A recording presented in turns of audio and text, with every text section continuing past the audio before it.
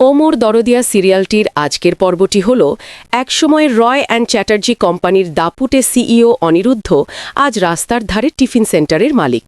কিন্তু নতুন জীবনের শুরুতেই একই মহাবিপদ। প্রথম দিনেই তাদের তৈরি খাবারই বিষ। রাস্তায় লুটিয়ে পড়ল খদ্দেরদের।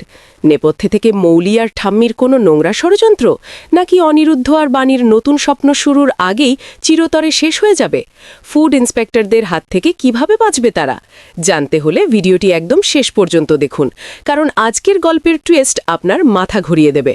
বন্ধুরা, মানুষ যখন শূন্য থেকে আবার ঘুরে দাঁড়ানোর চেষ্টা করে, তখন সমাজ যেন তাকে আরও বেশি করে নিচে টেনে নামাতে চায়।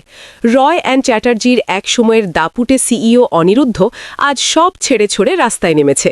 স্ত্রী বাণীকে সাথে নিয়ে সে শুরু করেছে অনিরুদ্ধ টিফিন সেন্টার। হাসি মুখে ক্রেতাদের খাবার পরিবেশন করছে তারা। কিন্তু এই হাসি আর কতক্ষণ? ফোনের স্ক্রিনে অনিরুদ্ধকে রাস্তায় খাবার বিক্রি করতে দেখে রাগে ফেটে পড়ে মৌলি।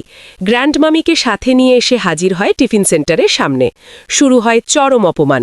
মৌলি বাণীকে ছোট লোক, রাস্তার মেয়ে বলে অপমান করতে ছাড়ে না। এমনকি গ্র্যান্ডমামি তাদের 1,11,000 টাকা ছুড়ে দিয়ে বলে দোকান বন্ধ করে দিতে।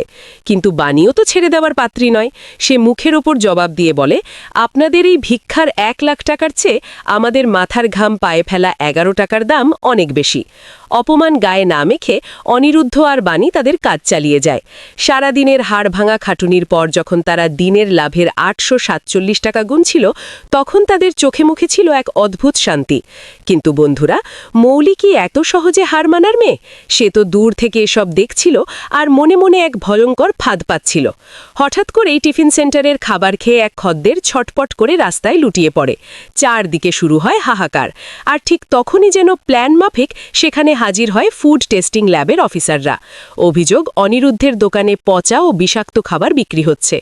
মৌলি দূর থেকে গাড়িতে বসে শয়তানের মতো হাসছে। অন্যদিকে অনিরুদ্ধ আর বাণী হতভাগ।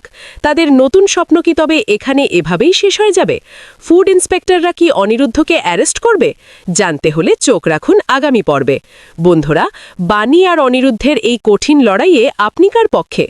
বাণীর সাহসিকতা যদি আপনাদেরও মন ছুঁয়ে যায়, তবে ভিডিওটিতে এক্ষুনি একটি লাইক করে দিন। আগামী পর্বে কি হতে চলেছে তার সবার প্রথম আপডেট পেতে চ্যানেলটিকে সাবস্ক্রাইব করে পাশের বেল আইকনটি বাজিয়ে রাখুন। আর হ্যাঁ, বন্ধুদের সাথে ভিডিওটি শেয়ার করতে একদম ভুলবেন না। আজকের মতো বিদায় নিচ্ছি।